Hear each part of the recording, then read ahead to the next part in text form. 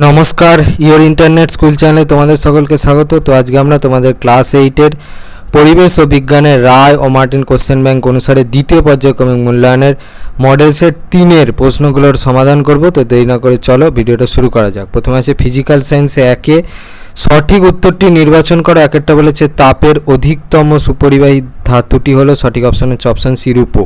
পরে 2-এ বলেছে সূর্য থেকে পৃথিবীতে কোন পদ্ধতিতে তাপ আসে, সঠিক অপশন হচ্ছে অপশান এ বিকিরণ। পরে 3-এ বলেছে তাপের একক হলো, সঠিক অপশন হচ্ছে অপশান এ জুল। পরে 4-এ বলেছে চাপ বাড়ালে বরফের গলনাঙ্ক, সঠিক অপশন হচ্ছে অপশান এ কমে যায়।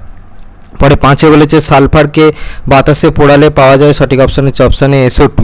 পরে 6-এ বলেছে Zn প্লাস Cu2 প্লাস, সেখান থেকে হচ্ছে Zn2 প্লাস প্লাস Cu, এই বিক্রিয়ায় কোনটি জারক দ্রব্য, সঠিক অপশন হচ্ছে অপশান এ Zn।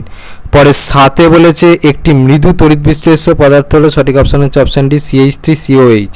পরে 8-এ বলেছে তড়িৎ বিশ্লেষ্য পদার্থ তড়িৎ পরিবহন করে প্রদত্ত কোনটির সাহায্যে, সঠিক অপশন হচ্ছে অপশান সি আয়ন। পরে 9-এ বলেছে বজ্রপাতের সময় নিরাপদ স্থান কোনটি, সঠিক অপশান হচ্ছে অপশান এ জানলা দরজা বন্ধ ঘরের ভিতর। এবারে 2-এ বলেছে নিম্নলিখিত প্রশ্নগুলির উত্তর দাও। 1-এ বলেছে 1 ক্যালোরির সংজ্ঞা দাও।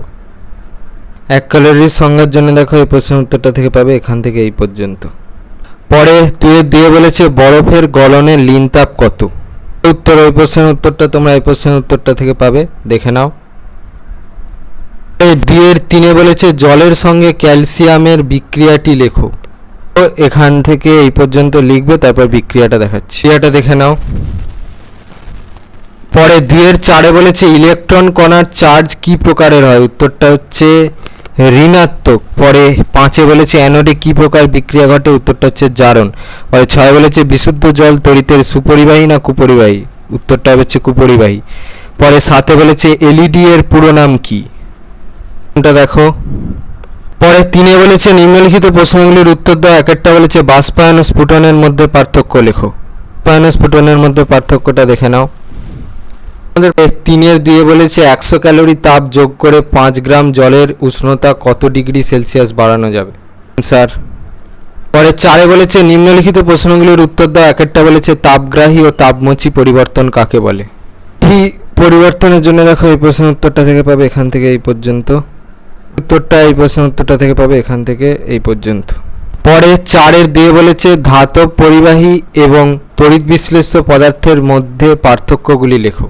দেখো এত পার্থক্য দেওয়া আছে, যেহেতু 3 নম্বরের তাহলে 3টে পার্থক্য লিখবে যে কোনো। পরে 4-এর 2-এ বলেছে অনুঘটকের বৈশিষ্ট্যগুলি লেখো।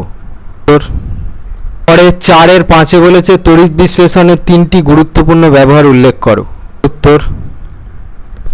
এখানে 4টে দেওয়া আছে, এখান থেকে যে কোনো 3টে লিখে দেবে। পরে 4-এর 5-এ বলেছে বিভব পার্থক্য কিভাবে বজ্রবিদ্যুৎ সৃষ্টি করে, সংক্ষেপে লেখো। বাড়ির সবচেয়ে উঁচু স্থানে ধাতুর দণ্ড আটকানো হয় কেন।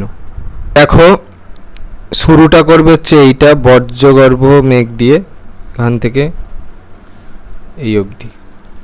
উত্তর ওই প্রশ্নের উত্তরটার জন্যে এই বজ্র নিরোধক কি এর উত্তরটা লিখে দিলেই হবে, দিয়ে লিখবে এই কারণেই বাড়ির সবচেয়ে উঁচু স্থানে দণ্ড আটকানো হয়।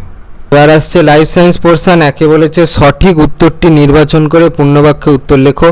1-একটা বলেছে মানবদেহে যে ব্যাকটেরিয়া প্লেগ রোগ সৃষ্টির জন্য দায়ী তা হলো, সঠিক অপশন হচ্ছে অপশন সি ইয়েরসিনিয়া পেস্টিস। পরে 2-এ বলেছে চিনি পাওয়া যায় এমন একটি ফসল হলো, সঠিক অপশন হচ্ছে অপশন ডি আখ। পরে 3-এ বলেছে একটি মাইনর কার্পের উদাহরণ হলো, সঠিক অপশন হচ্ছে অপশন এ বাটা। পরে 2-এ বলেছে একটি বা দুটি বাক্যে উত্তর লেখো। 1-একটা বলেছে বসন্ত রোগকে সংক্রামক বলা হয় কেন, স্যার। পরে 2-এর 2-এ বলেছে এনপিকে সার বলতে কি বোঝায়। এই প্রশ্নের উত্তরটার জন্য এই প্রশ্নের উত্তরটা লিখলে হবে। পরে 2-এর 3-এ বলেছে একটি মাংস উৎপাদনকারী মুরগির জাতের নাম লেখো। অনেকগুলো জাতের মুরগির নাম দেওয়া আছে, এখান থেকে যে কোনো একটা লিখে দেবে। পরে 3-এ বলেছে নিম্নলিখিত প্রশ্নগুলির উত্তর লেখো। 1-একটা বলেছে কোভিড-19 কি মহামারী ছিল, তোমার বক্তব্য কারণসহ বুঝিয়ে লেখো। কোন ভারতীয় বিজ্ঞানী কালাজ্বরের ওষুধ আবিষ্কার করেছিলেন। এর উত্তরটা দেখো, এই প্রশ্নের উত্তরটা এখান থেকে পর্যন্ত। প্রশ্নের উত্তরটা দেখো এখান থেকে তিনের দিয়ে বলেছে একটি উদাহরণের সাহায্যে কিভাবে শস্য আবর্তন করা হয় তা সংক্ষেপে লেখো। শস্য আবর্তনের গুরুত্ব কী? দুটো প্রশ্নের উত্তর তোমরা এখান থেকে পেয়ে যাবে, এখান থেকে অবধি লিখবে। পরে তিনে বলেছে রাসায়নিক দমন পদ্ধতিতে ক্ষতিকারক প্রাণীদের খুব তাড়াতাড়ি মৃত্যু হলেও নানা সমস্যা দেখা দিতে পারে। 3টি কারণ সহ বক্তব্যটির যথার্থতা বুঝিয়ে লেখো। তো দেখো এখানে তোমাদের অনেক কারণ দেওয়া আছে, এখান থেকে 3টে কারণ নিয়ে লিখে দেবে, এখান থেকে এ পর্যন্ত।